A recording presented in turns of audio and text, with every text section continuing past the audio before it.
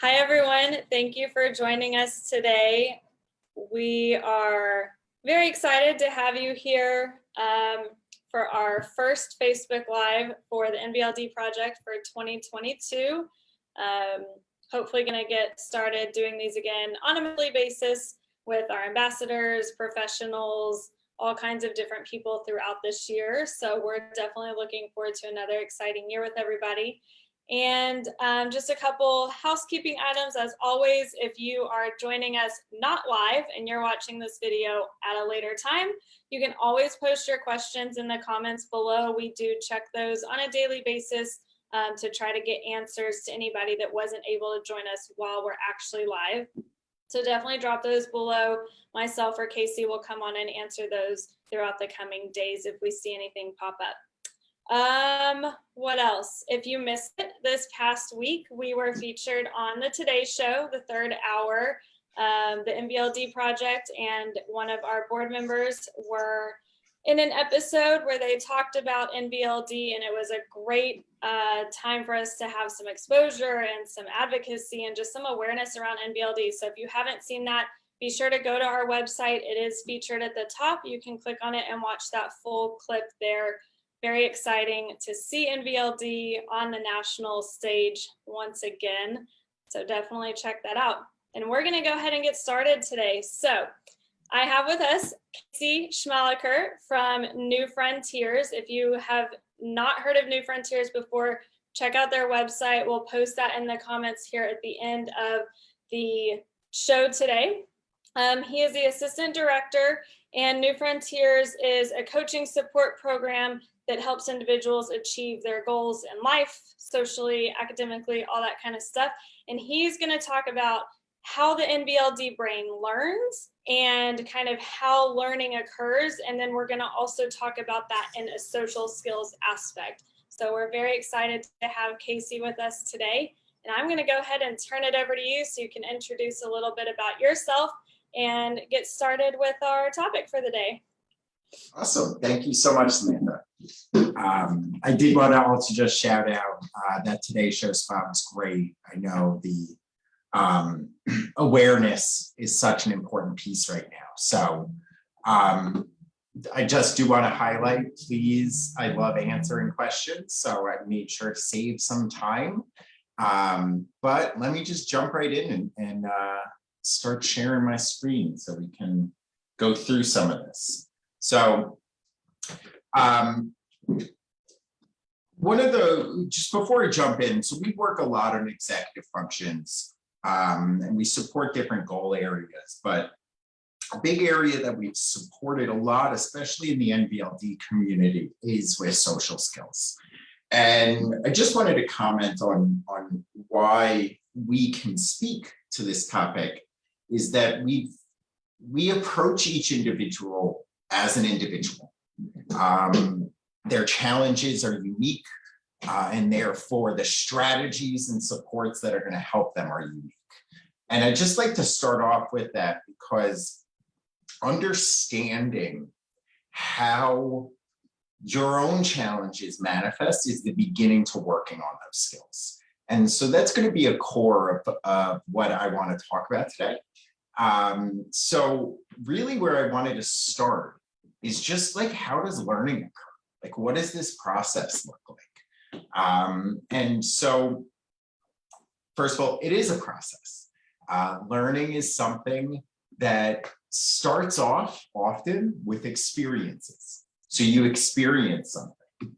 And in these experiences, it's really at the end of the day, it's receiving inputs of information. And when you receive information, it tends to be sensory. Now that sensory information that's coming in can be verbal or it can be nonverbal. And so this is where it could be coming into our ears. Information could be tactile as well. Information can be visual. And so all of these different ways are ways that we begin the learning process. If you think of a typical classroom, a lot of that is a mixture of verbal and nonverbal information coming in. And so after you're experiencing these inputs, these senses, the next piece of learning is this reflecting period, this reflection period. And so when you're reflecting on your experiences, what's really happening is your brain's thinking about what just happened, what was going on. Now, one thing I want to point out, just to jump a little bit ahead to the connection to NVLD, is there's a piece that might be missing. You might not be receiving all the same information or interpreting or processing all the same information. But just to continue through the learning process, through this reflections piece, you can be thinking in your head, having an internal monologue, reflecting on what just happened. But it could also be external conversations. This could be something when you talk to someone else, what just happened, or like me, you can talk to yourself sometimes out loud. Now, next in this process is thinking. And so reflection is really when you're just looking at the base information. It's kind of like this input came in, and then you're just reflecting on the inputs. But this thinking stage, it's taking those reflections a step further, where now you're working with that. You're working with those reflections to think about how you can apply these reflections on future circumstances. This is where you might hear things like generalization occurring. This is when you're not just thinking about what happened. This is when you're thinking about, well, based off of what happened, what else can happen now? And so this is also a critical place where learning isn't just about having the right answer, but it's also assessing yourself. How successful were you, and should we adapt? What led to those experiences that we felt in the first stage of learning? And now, what can we do differently moving forward? And then the last phase is this applying phase. And this is where you can start to test out your reflections and thoughts in action. And that's where it's a cycle, where now that leads to new experiences, or it could be the same experiences if you don't really adapt or apply. But the main thing, and I could talk for 2 hours about Kolb. This is like a learning paradigm that he created, but some people learn more in different parts of this process. But the important thing is that all of them have to occur for learning to really happen. But where we're really going to be focusing our efforts today is on this first piece of experiences. Because as I hinted at a little bit, we're talking about NVLD, nonverbal learning disability. And so you see that nonverbal term there. And these nonverbal inputs, these nonverbal senses, they might not be actually adding to this process. It might not be there. And so one thing that I always like to share, there was, I'm forgetting his name right now, but it was theorists that talked about body language. And one of the things he found is that in communication, verbal communication tends to only make up around 33% of our overall communication. The rest is nonverbal.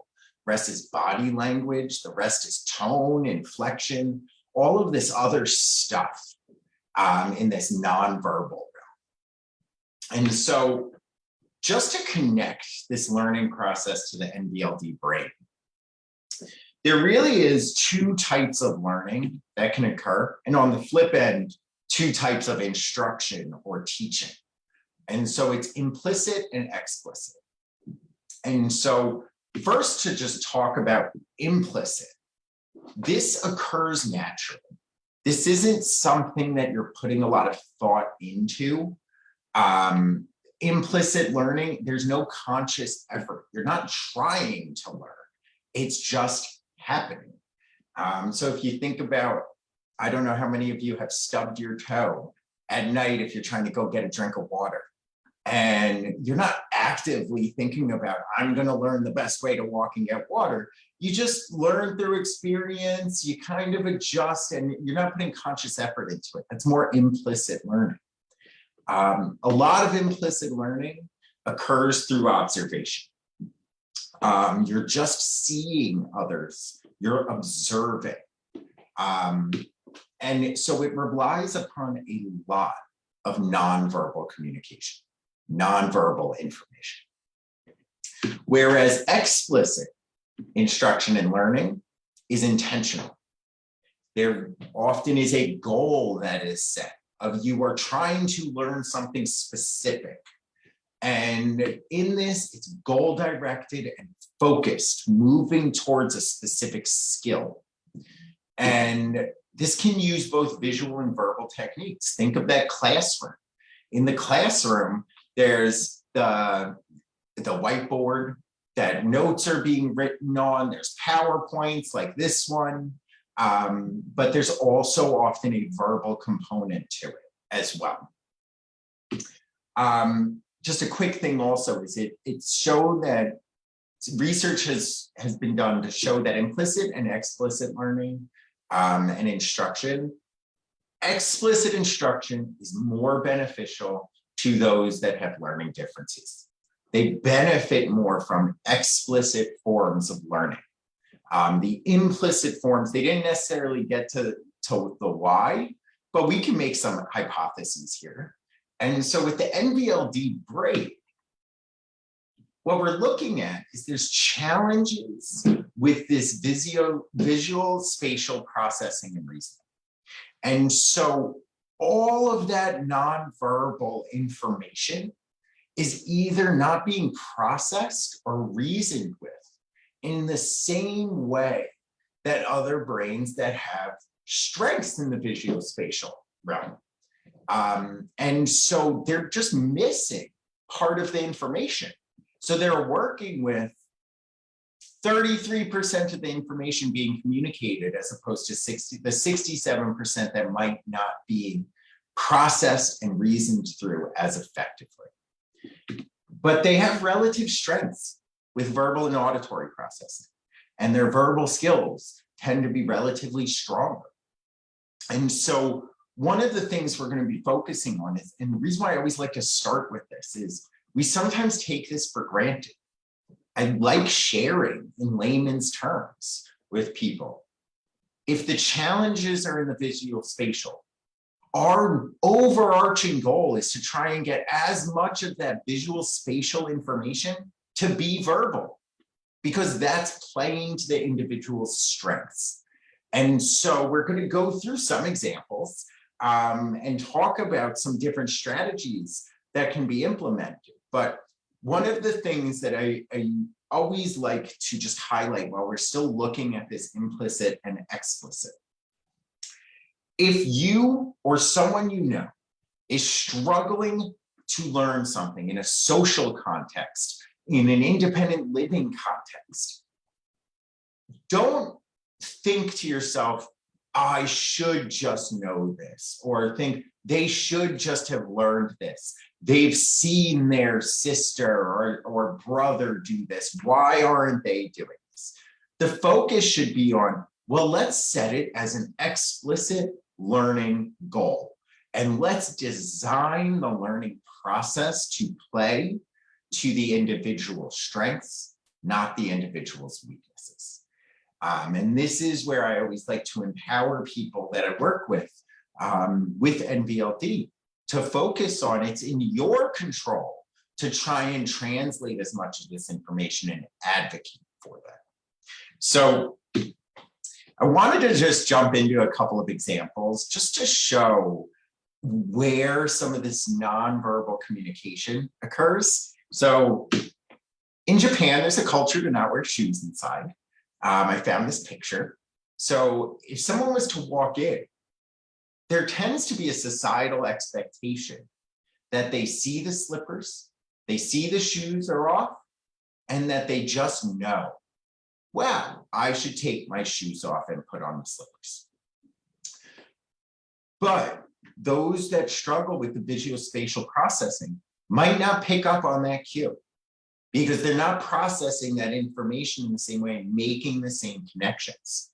And so in this case, the best way to teach that might be to say, in Japan, we take our shoes off as a cultural aspect.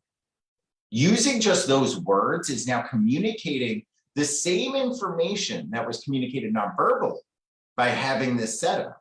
But now by using the verbal aspect, it's much more tangible and digestible. And so if you are an individual with NVLD, diagnosed with NVLD, in circumstances like this, you want to begin to overcompensate with verbal communication to clarify. Oh, why are those slippers there? Well, it's so that you can put them on. So what you're doing is you're taking and helping translate this nonverbal communication into more friendly terrain of processing. And so just a couple of more examples I found quickly. It's a great buffet line at a wedding. But have you ever seen someone go up to the buffet line before other people did? I know I've been one of those that's like starving, like, let me start the buffet line. But that's a whole set of nonverbal communication occurring. No one said out loud, please wait to go up to the buffet line until we're ready or until we announce it. The assumption, the societal assumption, is that that nonverbal information is being communicated. Whereas those with NVLD may struggle to read that cue. And so what might be happening is just going through someone's head is, why isn't anyone going to eat? And then asking that question and getting others that might be able to fill in that gap, because you're leaning into the verbal aspect. And so here's just an awkward situation of body language communicating. I don't want to talk to you right now. But I wanted to point out this one because this does come up in social contexts where the individual who's not picking up on the body cues might have the best intentions, but they're not picking up on that nonverbal communication. And so in these situations, we need to focus on what can we do to better interpret or to lean into verbal skills and abilities to be able to compensate. And so that's one of the things that we really believe at New Frontiers. It's not about changing how your brain works. It's not about making these challenges go away. That can be part of the equation. But what it is about a radical acceptance of this is your brain. So we develop strategies to compensate so that it's not a challenge. In this case, with this young gentleman waving aggressively, coming in, it might be, oh, like, did you not want to talk right now? And we do have to really balance where there are some gray areas that we don't want to be overbearing, and all of these are other concrete skills to work on. To try and better identify certain lines that you do not cross. But there needs to be a certain aspect of, well, maybe I'm not getting the full picture. And how can I use language to better get the full picture of what's going on? And so I think it is just really important to start off with that understanding that with NVLD, it's just that you're working off of partial information. And the goal is really to try and work off of more information by making more of it verbal. So I wanted to dive a little bit into social skills. And so first of all, there isn't a class in school on social skills. I know I've heard some old timers talk about how the playground was the best place to learn social skills, but also kids are the worst teachers. So the playground isn't the best place to really teach and learn social skills, especially if you learn differently. And so one thing just to kind of break down is most social skills are taught implicitly. And part of this is because we talk about social correction and social feedback. the reality is a lot of people are uncomfortable providing feedback. So I know I've sat on a subway. I've had people sit extremely close to me on the subway when there was other seats that were open. And rather than me using my verbal communication and saying, can you please not sit so close to me? I would use my nonverbal communication to either get up and move or to slide over, give a glare on the side.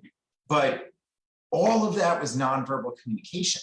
And I have no idea of that, if that actually communicated what I wanted. But the reason why I didn't use verbal in that example was because I would be uncomfortable. And so I think it's just something that we need to accept about society, that people avoid confrontation and they think that it's confrontation by giving verbal feedback. So we can't always expect others to provide verbal feedback for social skills. And so we need to figure out how to use more verbal language to get that feedback, to request feedback, but also importantly, knowing when it's appropriate to request that feedback. And so this is where, as I said, we want to translate. The goal should be to translate this into explicit forms, where how can we actually learn these social skills in a more explicit setting that's, I don't want to say safer, but with better expectations to be able to receive that feedback in verbal formats. Now, we want to identify feedback loops as well. And so what I mean by that is we might start off with a social activity or skill, and you receive a response. And then you might self-assess. How was that response? Did it go well? And then you can make adjustments. This is very similar to that cold learning paradigm I shared before. But I wanted to highlight here that what you might need to do when working on social skills is focus on this response and self-assessing. Because if the response is nonverbal, then the self-assessing might not be fully accurate because you're working with incomplete information. And so when you're working on social skills, we want the response to be more verbal. So this might be with parents, with cousins, with teachers, with coaches, with whoever you're practicing social skills on and working to learn these skills. You want to be able to have a response that's more verbal so that you can self-assess better. So that's where it's really, really important to try and also use language. Now, there might be good circumstances to do this with people that might not know you. So with that example of the gentleman waving from outside, oh, I'm sorry, are you busy right now? That could be a question. Or am I coming across too strong? And then you can get, oh, yeah, you are. Okay, that's feedback. And then that can help you better self-assess. So just really understanding that when we want to identify, go back to explicitly identify the goals we're working on to be able to move forward. So you want to start with that skill or goal that you're working on. I want to ask more questions in conversations so that I'm not dominating a conversation. That could be a great goal. And now you can start to go through the process of experiencing, reflecting, thinking, and applying. So that might be maybe the experience led to identify that I talk too much in conversations. You're thinking about that. You're reflecting on this. Okay. Since I talked too much, they didn't want to talk to me. They thought I wasn't interested in them. Or they stopped answering my text messages. And then thinking about that. Well, what could I do differently since they stopped answering my text messages because I talked too much? Perhaps I can try out asking more questions. So now let me go engage in another conversation and ask more questions and then reflect on them. Well, was I successful in asking more questions? Yes. Okay. Now let's think. Are they still texting with me? Yes. Okay. So now going through that process, you're starting to get that feedback. And so again, you want to do all of this explicitly. And so you can work with others using conversation, but then you could also have a journal. I mean, one thing that I always find, it's great to have that internal monologue, but writing things down in a journal or having a conversation makes that feedback, your thoughts, your self-assessment, it makes all of it much more concrete. When we just rehearse things in our head, information and things can get lost in the process. So I wanted to go through just a couple of best practices, and then I wanted to open the floor to questions. So with some of these, self-awareness is so important. And so thinking about how we can create some checks and balances.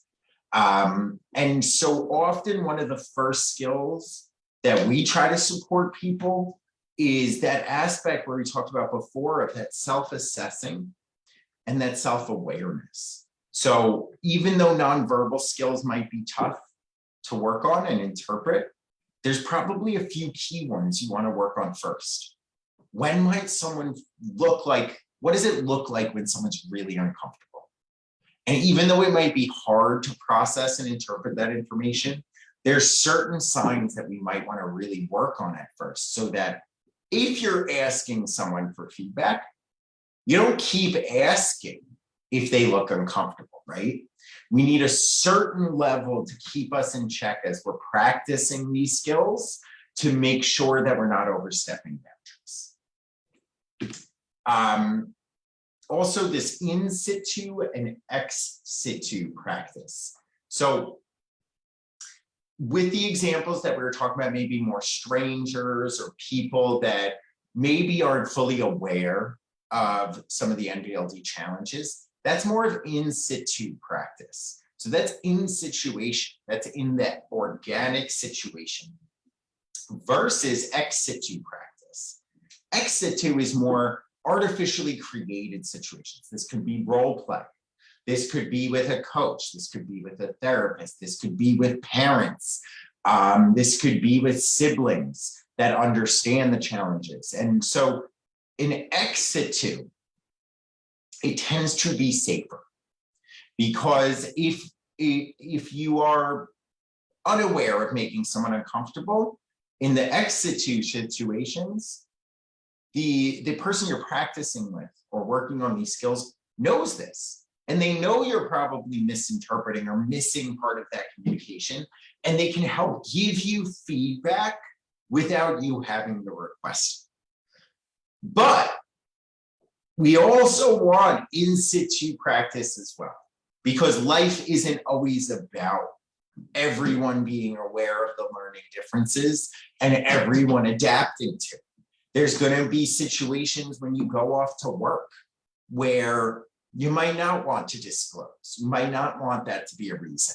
And so practicing in a work setting, there's certain times that you should and certain times you shouldn't, right? You might not be practicing these skills with your manager at first. So you might want to first start off with more ex situ practice so that you can work on and get the feedback when the stakes are a little bit lower.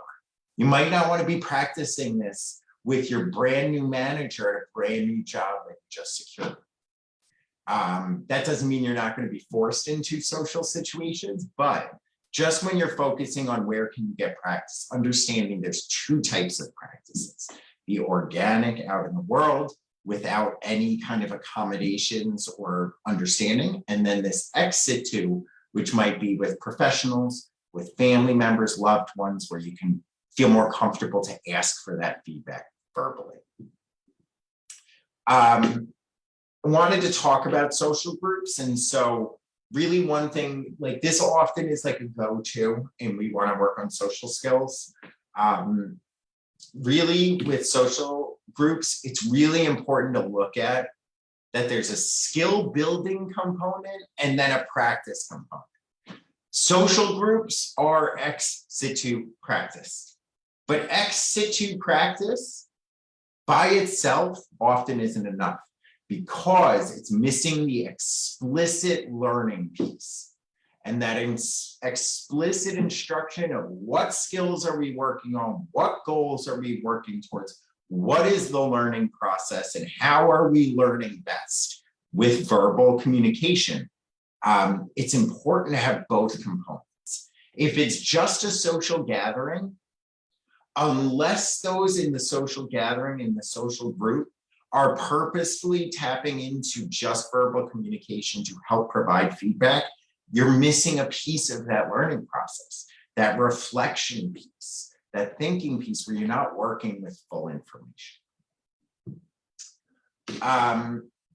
I like to just throw in, we use this little acronym, RISE. And so it's recognizing problems, identifying strategies, strategy implementation, and evaluating effectiveness.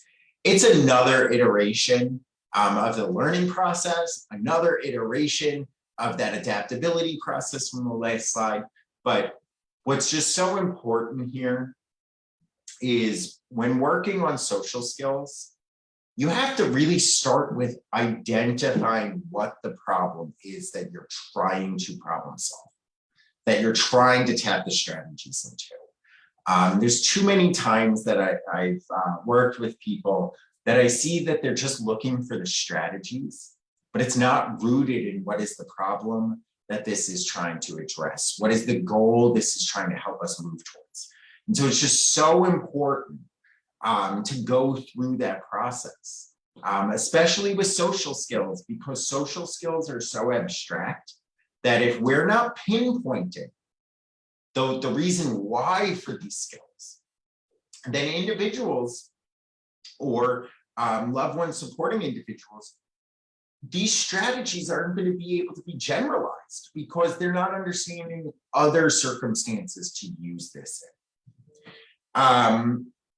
Now, I wanted to just tie back, this was one thing I've said earlier, but a real goal for this, so for individuals advocating for themselves or for people supporting individuals with NVLD, the goal is really to translate this nonverbal spatial information into more digestible information, verbal information, play to their strengths or your own strengths.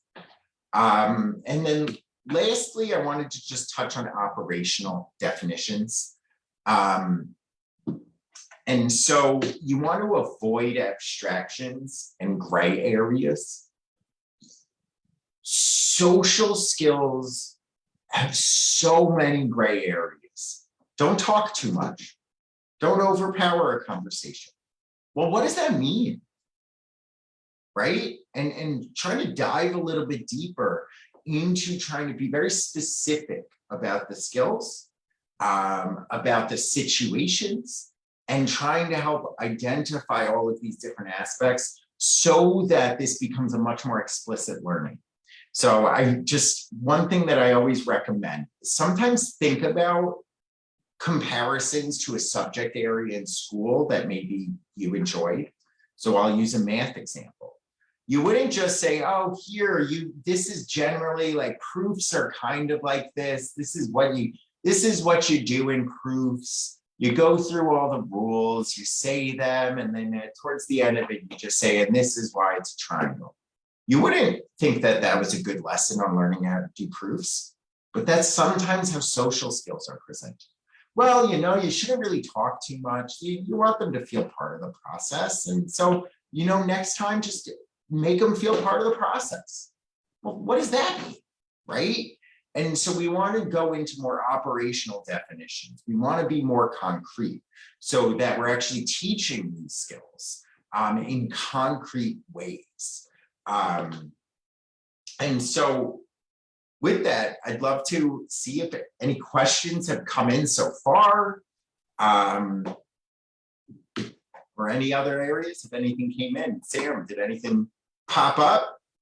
I don't have anything yet, but I have some comments and questions that I've come up with just in listening to everything. So I first want to touch on two of the comments that you made. that I absolutely just loved.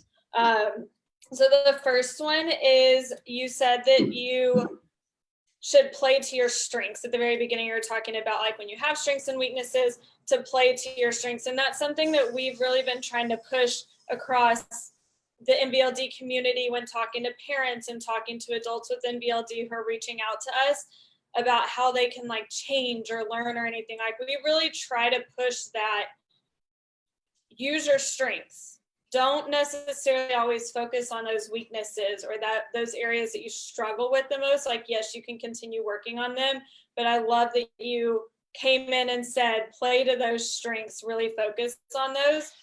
Hold on 1 second. I can still hear you, but my door blew open, so I have to close it, but I can still hear you. No worries. The joys of working from home, guys. The other thing I love that you said, Casey, was not changing how the brain works, but developing strategies so that it's not a challenge. And I think that is one piece that if you have time to go back and watch this a second time, go in and really focus on that. It's not about changing how your brain works, because that's it. Your brain is wired one way, someone else's brain is wired another way, someone else's brain is wired another way. It's not about changing that. It's about really focusing on and developing strategies to make things not challenging. And everyone's going to have challenges in different areas with NVLD, without NVLD. Even within the NVLD community, there's such a like spectrum of what people struggle with versus where their strengths are, that it's really about developing those strategies so that they're not a challenge. And it's so empowering when people come to me and they focus so much on what their challenges are. And I'm not saying you don't acknowledge them, but that's what you do. You acknowledge them. You don't hyper focus on them, because when you acknowledge them, then we can start thinking productively of how do we compensate.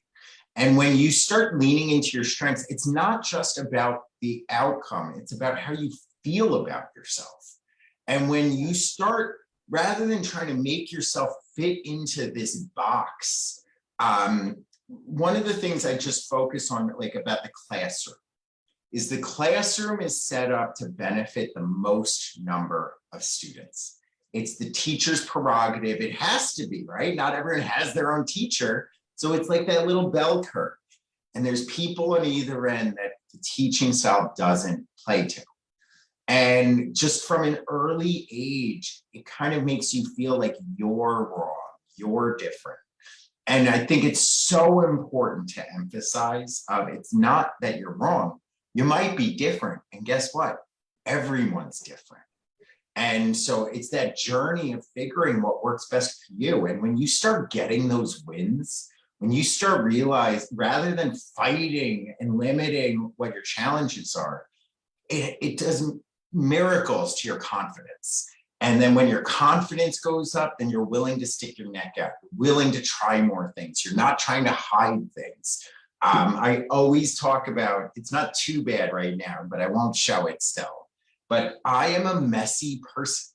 My desk is messy. I have like 20 notepads with like different things on there. They're all different lists.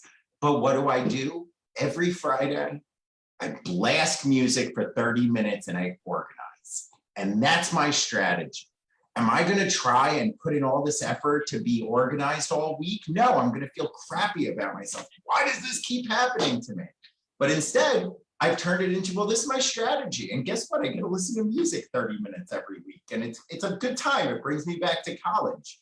But it's that empowerment of let's lean into what works for me. It looks like a mess, but it works for me. If this is how my brain works. And so I think it's that's why I like that term of radical acceptance. It's like that, it's a Buddhist term, just accepting that, and then you can go from there. Now we can start all that positive stuff. Exactly. And that kind of brings me back to, so I'm like sitting here, my next question, I'm going to tell a little story first, but I used to be a teacher. So I was a public high school teacher for 4 years. And I am very into facial expressions. I'm very expressive. just talking to me. I'm very expressive with my hands, my face, and everything. And I'm remembering standing at the front of the classroom when my 20 students are talking and no one will stop. And I'm just staring at them with a, deadpan face, staring, waiting.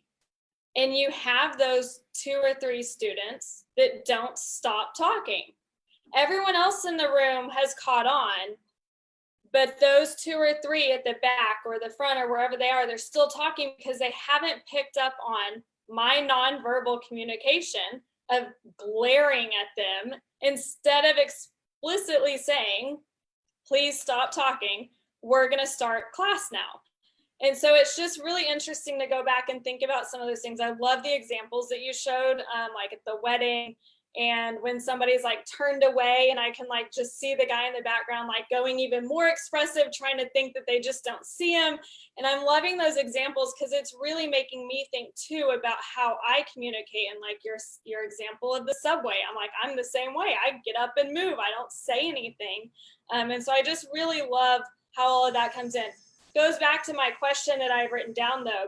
We do have some parents and teachers and even adults that are teachers or people with NVLD that are teachers that watch these and are part of our community. And what would be like one piece of advice that you would give to parents or adults or teachers that are working with people with NVLD to help them in the classroom to better be an inclusive environment and teacher? Because as a teacher, I was never trained on how to differentiate my curriculum and how to make adjustments for my 504s and my IEPs. It was just expected, but we didn't have a training on here's how you do that and here's how you do it for different students. So like if you gave one piece of advice overall for teachers with NVLD students, what would it be to help them communicate better?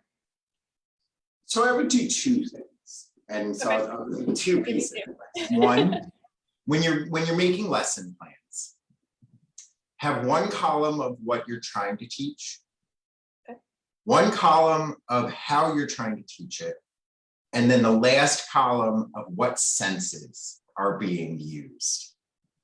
And look through, and this is where it's really multi-sensory instruction benefits everyone. It's not just NVLD, it's not just any one category. This could be people with auditory processing, like maybe they benefit more from visual information. Like it's just about trying to see, are you tapping into as many senses as possible with each of them? Because even for the, I hate the term, but neurotypical, people without learning differences or they learn better the more senses that are engaged. It just, everyone learns better. I'd like to think of it as it's going in and out of your brain. So like one piece of it might be, okay, I'm gonna share this video. And what does a video do? It's both visual, it's auditory. Now I'm gonna ask them to write something in response to it. So now they're actually using tactile and they're writing, it's kinesthetic. So you wanna try and tap into as many senses as possible. One thing, like a great thing might be like typed up versions of notes is a great way where someone could go listen to notes later. They can have a reader read through them later. But one of the things I don't like is if you see that 90% of your lesson is leaning onto one sense, then you're missing out on all the people in the group that might not play to the strength. The second thing, each class is going to be different. And I know I've never been a teacher, but I've had plenty of friends that are teachers. I know redesigning lesson plans is not fun. And once you're like tenured, you want to teach the same class because you got the same lesson. You don't want those nights where you're up all night. I get that. But just like each person is a different learner, each classroom is a different makeup of learners. And so if you identify that someone's struggling, and I know teachers do this, but have them come, ask them to come to extra help. Try and teach that lesson to them in a different way and see if it works. See if that connects. And that could be your feedback as a teacher of, you know what, maybe I need a bit more visual. Maybe I need a bit more auditory. in that for this student, and maybe other students would benefit from it as well. And I know not every student will access that. Not everyone's going to come after, but just really thinking about those 3 columns that I mentioned. I think it's a good way to check yourself, because anytime, and I know I'm blessed working one-on-one with people, it's much easier to get feedback than when you're managing 20 kids, 30 kids in a class. It's tough. But just being able to get that feedback can really inform what you're doing. And anytime I feel like my ego is saying, hey, I taught great, I did a great job teaching this skill, why didn't they learn it? I stop myself and I say, no, I did it the wrong way. They didn't learn it. What do I need to change? It wasn't on them and I did a great job, this is a great lesson. It was, wait, no, the goal is them learning and they didn't. So now I need to change my inputs into this equation to figure it out. Cool, thanks.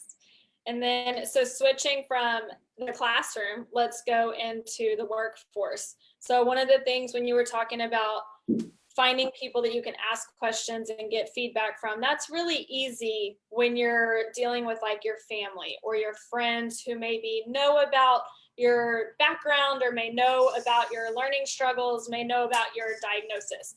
So when you're in the workplace though, where a lot of our adults are trying to figure out how to make it work and how to adjust to different jobs, it may not be as comfortable or easy to find someone in that company or within that workforce that you're comfortable saying, hey, I need to get feedback from you and I may ask a lot of questions, but it's to help make me a better employee or a better coworker. What would be your advice to them? Because some people don't want to disclose, some people are fine disclosing. Do you have any kind of advice on how they can approach that conversation of, I'm going to ask you questions and I'm also going to want feedback to help me become a stronger employee?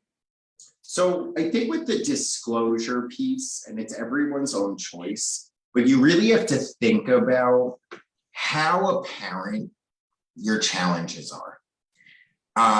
If it's really going to impact, it's going to come out in some form eventually. If it's very apparent, if you really struggle with this, and sometimes my advice is it's better to disclose because at least it's rooted in something. Like they understand it and can make it more comfortable. But no matter what, if you disclose or not, focusing on the symptoms and the why, exactly how you kind of shared. I am an auditory learner. And so I might ask questions because I want feedback, I want to do better, and I'll just get it more and I'll be able to become the best employee that I can. Now, the one thing I'll say, anytime we do something new in a new circumstance, our brain has to go into 4th or 5th gear. When we start getting more and more comfortable, then we can slowly get into more of an autopilot. Think about it now we're not commuting to work as much, like there's less commute, but starting a new job, that first week, you're like on it, going to bed early, waking up early. I'm going to get there. I'm like the nicest person to everyone. Yeah, I'll help out. Yeah, I'll stay later. Like it's just your brain's on overdrive, overcompensating to make sure you do the best job. With these social skills and the professional etiquette, what sometimes happens is those with NVLD might struggle, like they overcompensate and it's tough. And then sometimes they get a little bit more comfortable, sometimes a little too soon. And so rather than building relationships with colleagues, like who's that person that I am resonating with? Who have I had more conversations with? You may say to them, hey, is it okay if I ask you some questions for some feedback? No, they might say no. Okay, wrong person. But if they say no, like you move on. But the main point I'm trying to share is you want to look for that person, and it might not always be your manager. It might actually be easier for it to be a colleague that's more a peer to say like, hey, in these first couple of weeks, do you mind if I just like popped in and asked like just some feedback? Like, I'm really excited about this job. I want to do the best job possible. But I think my advice always is to focus on the why and that symptom of I learn better this way, rather than a diagnosis or a label, because you don't want to become the educator of NVLD in a new job. You also don't want to become a label. You're not a label. Like, it is a good starting point to start getting support, but at the end of the day, you are a unique individual. So I sometimes joke, like, diagnoses are super helpful for insurance companies and pharmaceutical companies, but it's always just really important that you're an individual and you want to be known as Samantha. I want to be known as Casey. I don't want to be known as that guy with that learning difference, because you're almost hedging yourself there. And so what's more important is to focus on who are these people that I can get a little closer with. Now, the other piece, you might want to talk to friends or family afterwards and say, who do you think based off of my colleagues might be the best person? My manager said this to me. What do you think? Or like, they had this approach. Should I be comfortable with that? I will tell you, most places, with a good work culture, not all places have it, but if you can advocate for how it's better for the business, not just for you. I want to do the best job so I can hit the ground running. Is it okay if I overcompensate with some questions? What you're doing is you're actually showing your manager how to better manage and onboard. And so another thing I tell this to everyone, and it's not to toot my own horn, but I'm a good manager in the sense that I say, I'd rather you ask me 5 million questions in the first 3 weeks than ask me 5 million questions over the course of 5 years, because that means there's a bunch of questions you should have asked earlier that you didn't. And so part of this, just to help empower individuals, you're not asking for like an extension on assignments. You're not asking for them to pay you for less of a job than others. You're just asking for a slight adaptation of how things are communicated. And it's not like you're asking them to talk to you like, I feel like I've been using Chinese language a lot. Let's use Urdu. Like, you're not trying to tell someone that only speaks English, talk to me in Urdu. Like, you're just trying to say, like, talk to me in verbal communication, or can I prompt verbal communication instead of nonverbal? And the other thing to sometimes just consider, if they're not going to accept that, it might not be the best job. Like, it's just something to also consider, that are you setting yourself up for a more challenging career that might not play to your strengths? And it might be feedback that's good for you to also have of, you know what, is this the best culture? Is it an inclusive culture? So it's just something else to consider as well. Yeah, I almost feel like we could like relabel this entire talk as like mental health as well. Like building positive mental health, just because all of it kind of goes back into playing to your strengths, doing what works for you, building a life that is setting you up for success versus focusing on the things that you struggle with. And I really like that, especially, you know, the last few years have been rough for everybody. And, you know, just, yeah, it's been interesting. It's also been really interesting talking to our ambassadors about the last few years, like with the masks and the social distancing, like out in public and all that kind of stuff. Just the stories that we've heard, and kind of like how it almost has leveled out that playing field, because you don't see someone's face all day, or, but yeah, that's been really interesting as well. So, okay, so we have just a couple more minutes. I want to just put this back on you and ask you, what services do you guys offer at New Frontiers that may benefit the NVLD community? For those that have not heard of New Frontiers before, don't know what you guys offer, we do try to share some of it on Facebook, but toot your horn. Thank you. So, I mean, you did a great summary before. We focus, so executive functions are goal-directed behaviors. And so the four main goal areas that we support individuals in are academics, social skills, or social goals, life management or life skills, and career oriented. And so we have one-on-one coaching supports, very individually tailored to individual learning styles. So there are going to be circumstances where you're in a classroom that you can't make your teacher do more verbal, and you might need some help doing that translating. We also have some group supports as well. So like some social groups, we have some career groups, college readiness. And so these are all other group programs where a lot of what I was talking about today, specifically with NVLD, was that acknowledgement of how they are different learners. But we really do try to take an all-encompassing approach of everyone's a different learner. So what can everyone benefit from kind of how they approach? And the long-term goal here is for people to learn how to navigate this process on their own. And so we really run that gamut. If there's any professionals out there, we do workshops for professionals as well, professional development, any parent groups. So just like a public service announcement, if there's any SEPTAs, any other local community groups that are specifically targeting parents, we do those no fee. We don't charge. We view that as just raising awareness and stuff. So anyone that wanted any information on that, please feel free to reach out. We're out there trying to raise awareness of really these executive functions are more and more being identified as like a real core of a lot of learning differences. And so for the NVLD population, the biggest areas we see that manifest is the transition to college.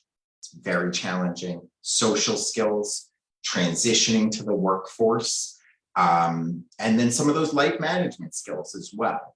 So we've loved partnering with you guys so far, and I'm happy to come back and do any more in this series on some of the other topic areas. Yeah, I definitely think we should do what we talked about before we talked on the call about maybe turning it into that 4-part series. I am also getting word from my team that we do have comments. I just cannot see them because I'm logged into the NVLD page. So if I click on the comments, it messes up our video through Zoom. I do want to wrap it up because we are at an hour, but would you mind, Casey, going on to the Facebook page and looking at some of those comments? Yeah. I think we've talked a little bit about like the general ideas in the comments, but maybe if we could answer some specific questions. I am so sorry, guys. I am just now seeing these comments. But yeah, the struggles of Zoom and Facebook, and I just did not want to mess up our video. So Casey will hop on, see if he can answer some of those. Again, if you are catching us later and we're not live anymore, please drop those comments down below, and we will be coming back in and answering those over the next couple of days as we see them come in. We'll also drop in a link to the New Frontiers website in the comments so that you can just have direct access to go see what their services are, read a little more about their programs that they offer.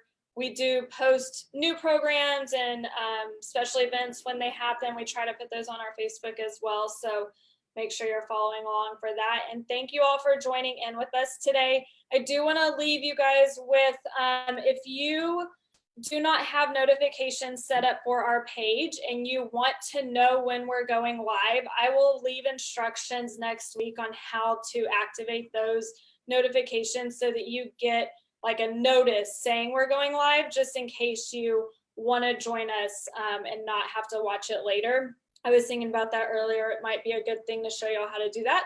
So anyway, thank you, Casey. We are at time. If you'll answer some of those questions. Last thing I'll know, I'll get to everyone's questions on there. So I see them and I will reply. Cool. Thank you. Again, I'm so sorry, guys, that we didn't actually answer those on the live because didn't see them. But thank you all for joining. Casey, it was great to have you on. Excited to see you again. And thank you for sharing all of your knowledge today. This was a great session. Thank you so much. All right. Thank you. Bye-bye.